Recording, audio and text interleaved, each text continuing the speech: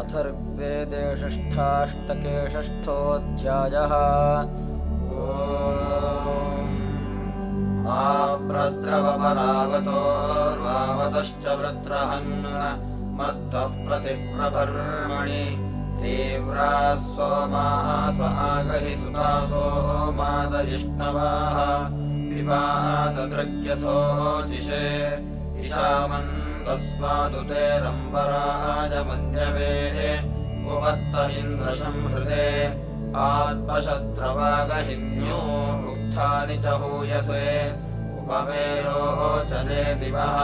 तुभ्यायमत्रिभिः सुतो गोभिः श्रीतो मदायकम् वसोम इन्द्र हूयते इन्द्रश्रुतिसु मे हवमस्मे सुतस्य गोमतः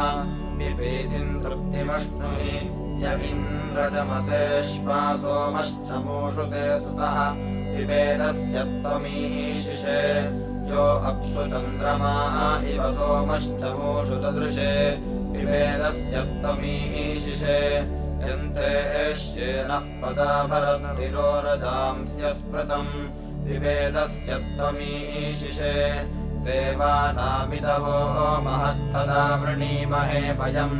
कृष्णामस्मभ्यमूतये तेन सन्तु युजः सदा वरुणो मित्रो अर्यमा वृथा षष्ठप्रचेतसः अतिनो विष्पिता पुरुणोभिरपो न पर्षथ यूयमृतस्य रथ्यः वामन्नो अस्पर्यमन् वामम् वरुणशंस्यम् वामम् ह्यावृणीमहे वामस्य हि प्रचेतस ईशानासोरिषादसः नेमादित्या अघस्य यत् वयमिद्वः सुदानवः क्षियन्तो यान्तो अध्वन्ना देवा आवृथाय होमहे अधिन इन्द्रैषाम् विष्णोः सदात्यानाम् हिता मरुतो अश्विना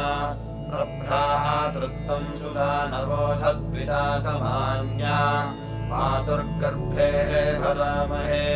यूयम् निष्ठा सुदानव इन्द्रज्येष्ठा अभिद्यवः अथाचिद्व उत ब्रुवे प्रेष्ठम् वो अतिथिम् स्तुषे मित्रमिव प्रियम् अग्निम् रथम् न वेद्यम् कविमिव प्रचेत संयम् देवासो अथद्विता निमर्त्येष्वादधुः संयविष्ठदाशुषेरस्वाहि शृणुधीगिराः रक्षातोकमुदत्मनाः कया ते अग्ने अङ्गिर ऊर्जो न पादुपस्तुतिम् पराय देवमन्यवे दाशे मकस्य मनसा यज्ञस्य सहसोजहो कदुवोच इदन्नमाः अथा त्वम् हि नस्करो विश्वा अस्मभ्यम् सुक्षितेः वाजद्रविणसो गिराः कस्य नूनम् परेण सोऽधियो जिन्वसि दम्पते घोषातायस्य ते गिराः तम् मर्जयन्त सुक्रतुम् पुरो यावानमादिषु स्वेषु क्षयेषु वाजिनम् क्षेति क्षेमेभिः साधुभिर्न किर्यम् घ्नन्ति हन्ति यः अग्नेः सुवीर एधते आमे हवन्ना सत्याश्विना गच्छतम् युवम् मध्वः सोमस्य पीतये इमम् मे स्तोममश्विनेवम् मे शृणुतम् हवम् मध्वः सोमस्य पीतये अयम् वाम् कृष्णो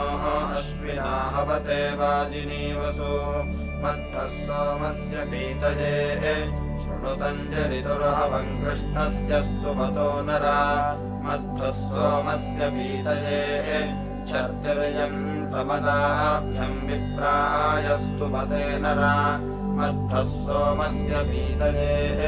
गच्छतम् दाशुषो गृहमित्था स्तुवतो अश्विना मध्वः सोमस्य पीतये युञ्जाथाम्रासभम् रथे वीड्वङ्गे वृषण्वसु मध्वः सोमस्य पीतये त्रिवन्धुरेण त्रिवृता रथेनायातमश्विना मध्वः सोमस्य पीतये नो मे गिरो नासत्याश्विना प्रावतम् युवम् मध्वः सोमस्य पीतये उभाहितस्राभिषजामयो भुवोपादक्षस्य वचसो बभूवथो तावाम् विश्वको हवते तनो कृथे मानो वियौष्टम् सख्यामुमोचतम् कथा नूनम् वाम् विमना उपस्तवद्युवन्धियम् ददथुर्वस्य इष्टये तावाम् विश्वको हवते तनो कृथे मानो वियौष्टम् सख्यामुमोचतम् युवम् विष्णा पुरुभुजे ममेधतुम् विष्णाप्ते ददथुर्वस्य इष्टये तावाम् विश्वको हवते तनो कृथे मानो वियौष्टम् सख्यामुमोचतम् उदत्यम् वेरन्धनसा वृजेषिणम् दूरे चित्सन्तमवसे हवामहे यस्य स्वादिष्ठासु मतिः पितुर्यथा मानो वियौष्टम् सख्यामुमोचतम् ऋतेन देवः सविता शमायत ऋतस्य शृङ्गमुर्विया विपप्रथे ऋतम् सा आसाहमहि चित्कृतम् यतो मानो वियौष्टम् सख्यामुमोचतम् युम्नीवाम् स्तोमो अश्विनाग्निर्नसे आगतम् मध्वः सुतस्य सदिवि प्रियो नरापातम् गौराविवेरिणे पिबतम् घर्मम् मधुमन्तमश्विना बर्हिस्येदतम् नरा तामन्दसानामनुषो दुरोण आनिपातम् वेदसा वजाः आवाम् विश्वाभिरोतिभिः प्रियमेधा अहोषत तावद्यर्यातमुपवृक्तबर्हिषो दुष्टम् यज्ञन्ति विष्टिषो पिबतम् सोमम् मधुमन्तमश्विना बर्हिस्येदतम् सुमत तावा आवृधाना उपसुष्टुतिम् दिवो गन्तम् गौराविवेरिणम् आनूनय्यातमश्विनाश्वेभिः पृषितप्सुभिः तस्रा हिरण्यवर्तनेषु भस्परे पातम् सोममृता वृथा वयम् हिराम् हवामहे विपन्यवो विप्रासो वाजसातये तावल्वोदस्रा पुरुतम् ससाधियाश्विनाश्वृष्ट्यागतम् तम्बोदस्नमृदेशहम्बसोर्मन्दानमन्दसः अभिवत्सन्नस्वसरेषु तेन महीन्द्रम् गीर्भिर्नवामहे युक्षम् सुदानुन्दविषेभिरावृतम् गिरिन्न पुरुभोदसम् क्षुमन्तम् वाजम् शतिनम् सहस्रिणम् वक्षो गोमम् दमीमहे नत्ता बृहन्तो अद्रयो वरन्त इन्द्रवीळवाः यद्यत्ससिस्तुवते मावते वसुनगिष्टदामिनातिते योद्धासि कृत्वाशवसोदतम् सना विश्वा जाताभिमज्मनाः आद्वायमर्क ऊतये वर्तति यङ्गोतमा अजीजनन् बहिरिक्ष ओजसा दिवो अन्तेभ्यस्परि नत्वा दिव्याचरद इन्द्रपार्थिवमनुस्वधाम् ववक्षिथ न किः परिष्टिर्मघवन्मघस्य ते यद्दाशुषे दशस्यसि अस्माकम् बोध्युतस्य चोदितामम्हिष्ठो वाजसातये बृहदिन्द्राय गायतमरुतो वृत्रहन्तमम् येन ज्योतिरजनयन्द्रतावृतो देवम् देवाय जागृवे अपाथमदभिषस्तिरशस्तिहाथेन्द्रोऽद्युम्न्याभवत् देवास्त इन्द्रसख्याय येमिरे बृहत्तानो मरुद्गण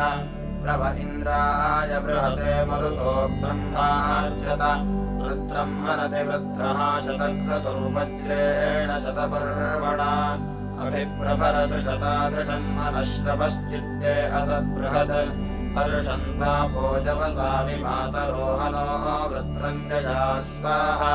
यच्चायथा अपूर्व्यमघवन् वृत्रहत्याय तत्पृथिवीव पृथयस्तदस्तभ्ना उदद्या तत्ते यज्ञो अजाय तदर्क उदः स्कृतिः तद्विष्णमभिघोरसि यच्चादै यच्चदन्तम् आवासु पक्वमैरया सूर्यम् रोहयो दिवि कर्मन्न सामन्त्रपतासु वृक्तिभिर्जुष्टम् गिर्वणसे बृहत् आनो विश्वासु हव्य इन्द्रः सपत्सु पोषतु उपब्रह्माणि समरानि वृत्रः परमज्यारुचीशमः त्वम् दाता प्रथमो राधसामस्यसि सत्य ईशानकृत् त्वविद्युम्नस्य युज्या वृणीमहे पुत्रस्य तपसो महः ब्रह्मात इन्द्रगिर्वणः क्रियन्ते अनतिद्भुता इमाजुषस्व हर्यश्वयोजनेन्द्रयाते अमन्महि त्वं हि सत्यो भगवन्दनानतो वृत्रा भूरिर्युञ्जसे सर्वं शमिष्ठवज्रहस्तदाशुषेर्वाञ्चम् रयिमाकृते त्वमिन्द्रयशा अस्रिशीशेषवसस्पते तं वृत्राणि हंस्य प्रतेऽन्येक इदनुत्ताचर्षणीधृता तमुत्तानो नमसुरप्रचेत सम्राधो भागमिवेमहे महेमकृतिः शरणाद इन्द्रप्रदे सुम्नानो अश्नवन् कन्या आवारमायते सोममपि श्रुता विदत् अस्तम्भरन्त्यब्रवीदिन्द्राय सुनवैत्वा शक्राय सुनवैत्ता असौ य एष वीरको गृहम् गृहम् विचाकशत् इमम् जम्बसुतम् पिबधानावन्तम् करम् पिणमपूपवन्तमुखिनम् आचनत्वा चिकित्सामोदिजनत्वा नेमसि शनैरिव शनकैरिवेन्द्रायेन्दो परिस्रव कुविच्छकत् कुवित्करत् कुविन्नोवस्य संस्करत् कुवित्पतिद्विषो यतिरिन्द्रेण सङ्गमामहै इमानि त्रीणि विष्टपादानीन्द्रविरोहय शिरस्ततस्योर्वरामादिदम् महुबोदरे असौ शयान उर्वरादिवान् तन्वा अम्मम अथो ततस्य यच्छिरः सर्वादारो मशाकृति खेरथस्य खेन सख्ये युगस्य शतक्रतो अपारामिन्द्रत्रिष्पोऽप्यकृणोः सूर्यद्वतम् वान्तमावो अन्धस इन्द्रमभिप्रगायत विश्वासाहम् शतक्रतुम् बह्निष्ठम् दर्शनीनाम् पुरुहूतम् पुरुष्टुतम् गाथान्या हंसनश्रुतम् इन्द्र इति ब्रवीतन इन्द्र इन्नो महानान् दाता वाजानान् ऋतुः महाङ्कभिज्ञायवत् अपादुषि प्रियन्धसः सुदक्षस्य प्रहोषिणाः इन्दोरिन्द्रो यवाशिरः तम् अभिप्रार्चतेन्द्रम् सोमस्य पीतये तदित्यस्य वर्धनम् अस्य पीत्वा मदानान् देवो देवस्यौजसा विश्वाभिभुवनाभुवत् त्यमुवः सत्रासाहम् विश्वासु कीर्ष्वायतम् आच्यावयस्योतये युद्धम् सन्तमदर्वाणम् सोमपामनभज्युतम् नरमभार्यक्रतुम् शिक्षाण इन्द्ररायः पुरुविद्वाम् कृचीषम अवानः पार्येधने अतश्चिदिन्द्रण उपायाहि शतवाजया इषा सहस्रवाजया अयामधीवतोऽधियोर्वद्भिः शक्रगोदरे जयेम मृत्सुवज्रिवः वयमुत्पाशतक्रतो गावो न यवसेष्वा उक्थेषु रणयामसि विश्वाहि मर्यत्तरानुकामाशतक्रतो अगन्मवज्रिन्नाशसाः त्वे सुपुत्रशपसो वृत्रम् कामकातयः न त्वामिन्द्रातिरिच्यते स नो वृषन्सनिष्ठया सङ्घोरयात्र विद्मा धिया विड्ढिपुरञ्ज्या यस्ते नूनम् शतक्रतमिन्द्रद्युम्नितमो मदाः तेन नूनम् मदे मदेः यस्ते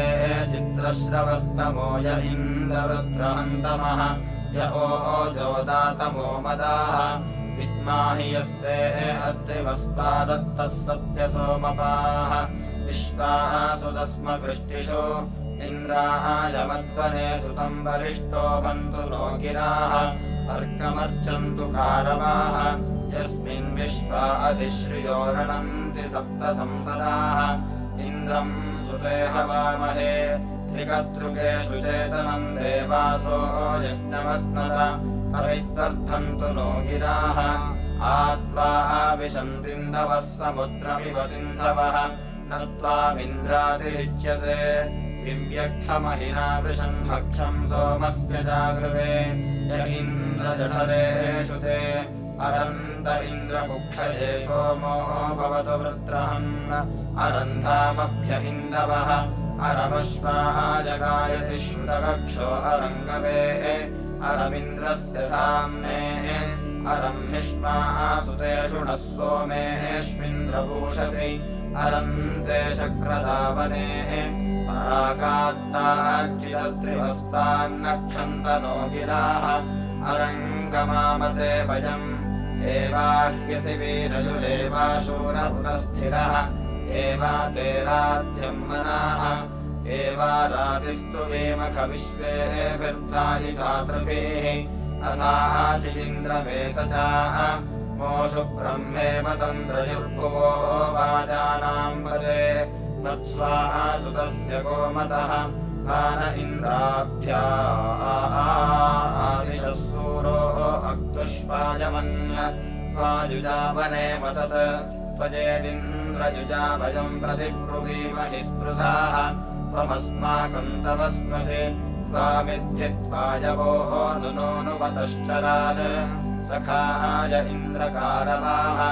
उद्भेदभिश्रुतामखम् वृषभम् नर्यामसम् अस्तारमेषि सूर्य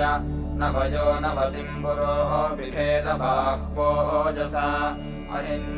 अहिञ्चरत्रहावधीत् स न इन्द्रः शिवः सखाश्वावद्गोमत्यभवत् पुरुधारेव दोहते यदद्यगच्छ वृत्रहन्नुदगा अभिसूर्य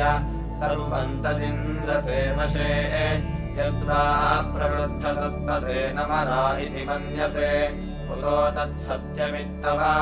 ये सोमासः परावति ये अर्वावति सुन्दिरे सर्वांस्ताम् इन्द्र गच्छसि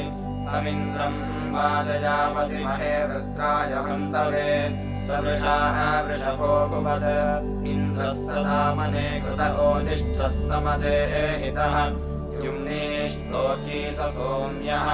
गिरावज्रो न संहृतः सबलो अनपच्युतः वक्षऋष्वो अस्त्रितः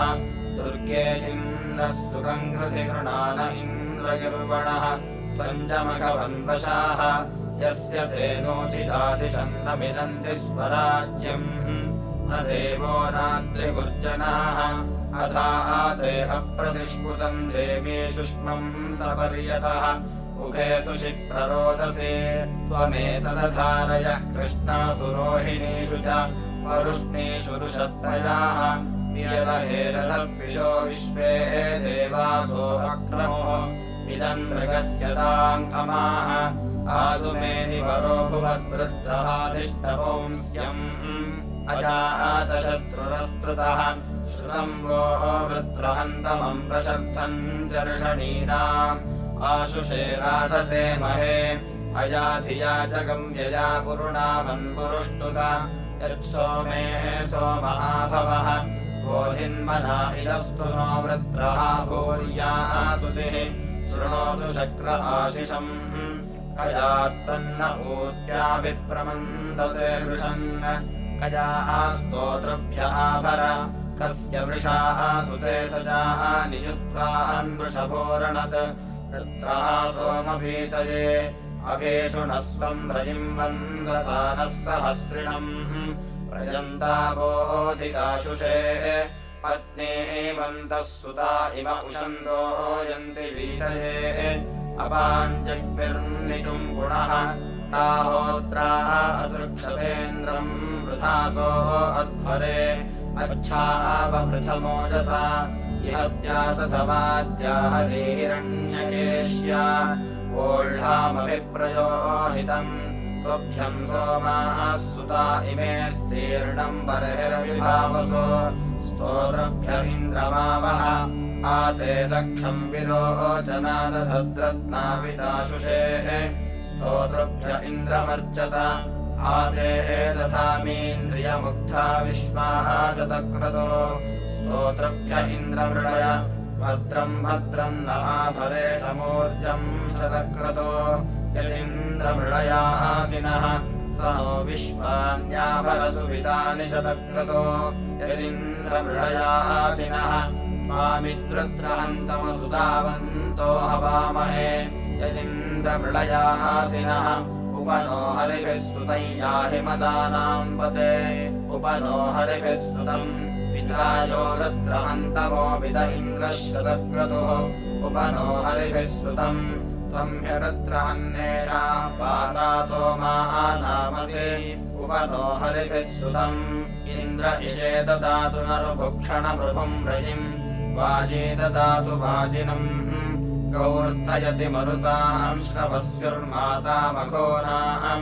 युक्तामह्नीरथानां यस्याः देवा उपस्थे व्रता विश्वे धारयन्ते सूर्यामासाः दृशेकम् तत्सु नो विश्वे हर्य आसनाः गृह्णन्ति कारवाः मरुतः सोमपीतये अस्ति सोमो अयं सुतः पिबन्त्यस्य मरुताः उतः स्वराजो अश्विनाः पिबन्ति मित्रो अर्यमातनाः पूतस्य वरुणः ऋषधस्थस्य जावतः उतोऽन्वस्य जोषमान् इन्द्रः सुतस्य गोमतः प्रातर्होते हेममत्सति कदद्विषन्तसूरयस्थिर आप इव स्रिताः अर्षन्ति पूतदक्षसः कद्वो अद्य महानान् देवानामवो वृणे मनाजदस्मवर्चसाम् आजे विश्वा पार्थिवानि वप्रथन्द्रोचनादिवः मरुतः सोमपीतये यान्नुपूतदक्षसो दिवो वो मरुतो हुवे अस्य सोमस्य पीतये यान्नुजे विरोधसेतस्तभुर्मरुतो हुवे अस्य सोमस्य पीतये यन्नु मारुतं गणङ्गिरिष्ठां वृषणं भुवे अस्य सोमस्य पीतये आत्वा गिरो रथेरिवास्तुः सुतेषु गिर्वणः अविद्वा समनोषतेन्द्रवत्सन्न मातराः आत्वा शुक्रा अदुज्यवुः सुतास इन्द्रगिर्वणः पिबात्वा अस्यान्दस इन्द्रविश्वासुते हितम् पिबा सोमं मदायकमिन्द्रश्येनाभृतं सुतम् त्वं विशस्पतीनां पती राजा विशामसि श्रुतिहवन्तिरश्च इन्द्रयस्मास पर्यते सुवीर्यस्य गोमतो राजस्फूर्तिमहामसि इन्द्रयस्तेन वीयसेऽङ्गिरं मन्द्रामजीजनत् चिकित्विन्मनसन्धियं रत्नामृतस्य विद्युषेः तमुष्टवामयङ्गिरमिन्द्रमुग्धानि वा पृथुः पुरोण्यस्य पौंस्याशिषाः सन्तो वनामहे एतोऽन्विन्द्रं स्तवामशुद्धं शुद्धेन साम्नाः शुद्धैरुक्थैर्वा वृद्धांसं शुद्ध आशीर्वान्ममत्तु इन्द्रशुद्धो न आगहि शुद्धः शुद्धाभिलोतिभिः शुद्धो रजिन्निधारय शुद्धो ममध्ये सौम्यः इन्द्रशुद्धो हि नो रजिं शुद्धो रत्नानि दाशुषे शुद्धो वृत्राणि जिघ्रसे शुद्धो वाजं सिशाससि अस्माकुशास आदिरन्वयाममिन्द्राय रक्तमूर्म्याः सुवाचाः अस्मा आपो मातरः सप्ततस्थुर्नभ्यस्तराय सिन्धवः सुपाराः अतिविद्धा विधुरेणाचितस्रात्रिः सप्तसानुसंहिता गिरीणाम् अतद्देवो न मर्त्यस्तु तुर्याद्यानि प्रवृद्धो वृषभश्चकार इन्द्रस्य वज्र आयसो निमिष्ट इन्द्रस्य बाह्वोर्भोजिष्ठमोजाः शीर्षन्निन्द्रस्य क्रतवो निरेक आसन्नेषन् प्रश्रुत्याः उवाके मन्ये त्वा यज्ञियैः यज्ञियानां मन्ये त्वाच्यवनमच्युतानां मन्ये त्वा सत्त्वनामिन्द्रकेतुं मन्ये त्वा वृषभं दर्शनीनाम् आयद्वज्रं बाह्वोरिन्द्रदत्से मदच्युतमहये हन्तबाहो प्रपर्वता अनवन्तप्रगावः प्रब्रह्माणो अभिनक्षन्त इन्द्रम् तमुष्टवामय इमा जजान विश्वाः जातान्यवराण्यस्मात् इन्द्रेण मित्रं दिदिशेम गीर्भिरुपो नमोभिर्वृषभं विशेम वृत्रस्य त्वाश्वसथा देशमाना विश्वे देवा अजहुर्ये सखायः मरुद्भिरिन्द्रसख्यन्ते अस्मथेवा विश्वाः पृतना जजासि 360 स्वाहा मरुतो मा वृधाना उस्रा इव राशयो यज्ञियासः उपत्वेमः कृधिनो भागधेयम् शुष्मन्त एना हविषाः विधेम तिग्ममायुधम् मरुतामनीकङ्कस्त इन्द्रप्रतिवज्रम् दधर्ष अनायुधासो असुरा देवाश्चक्रेण ताम् अपवपरुजीषिन्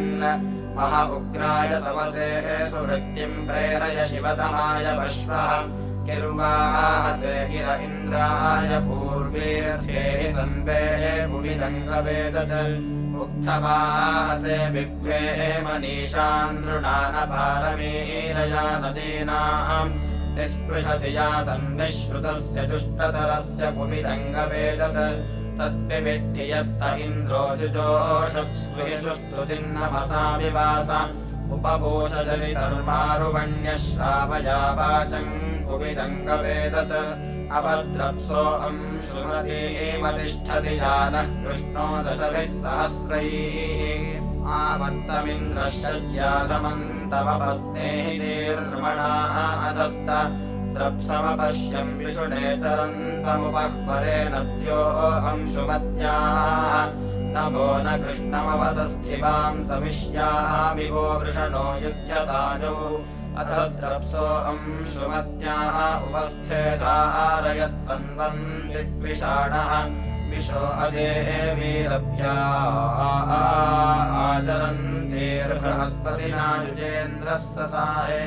त्वम् हत्यत्सप्तभ्यो जायमानो शत्रुभ्यो अभवः शत्रुरिन्द्र ऊढेद्यावाः पृथिवी अन्वबिन्दो विभुमभ्यो भुवनेभ्यो रणन्धाः त्वम् हत्यत प्रतिमानमोजो वज्रेण वज्रिन्द्रिषितो जघन्थ त्वम् शुष्णस्यावातिरोपधस्त्रैस्तङ्गा इन्द्रसच्चेदविन्दः त्वम् हत्यद्वृषभदर्शनीनाम् खनो वृत्राणान्तविशोपभूथ त्वम् सिन्धोऽङ्गसृजस्तस्तभानान्तमपो अजयो दासपत्नीः स शुक्रतोरणितायः सुतेष्वनुत्तमम् निर्यो अहेव रेवान् य एक इन्नर्यपांसि कर्ता सवृत्रः प्रतीदन्यमाहुः सवृत्रहेन्द्रश्चर्षणे धृत्तम् सुष्टुत्याहव्यम् भुवेम सप्राविता मघवानोदिभक्ता समाजस्य श्रवस्यस्य दाता सवृत्रहेन्द्रभुक्षाः सद्यो जज्ञानो हव्यो बभूव कृण्वन्नपांसि नर्याः पुरोणि सोमो न पीतो हव्यः सखिभ्यः या इन्द्रभुज आपरस्वर्वाम् असुरेभ्यः स्तोतारमिन्मघवन्नस्य वर्धयजे चत्वे वृत्तबर्हिषः यमिन्द्रदधिषे त्वमश्वङ्गाम् भागमम् व्ययम् यजमाने सुन्वति दक्षिणावति तस्मिन् तन्थे हिमापणौ य इन्द्रसस्त्यौ व्रतो नुष्मापमदेवयोः स्वैष एवैर्मुमुरत्पोष्यम् रजिंसनुतर्थे हितम् दताः यच्छक्रासि परापति यदर्वापति रुद्रहन् अतस्तागीर्भिर्द्युगदिन्द्रकेशिभिः सुतावाम् आविवासति यद्वासि लोचने दिवः समुद्रस्याधिविष्टवे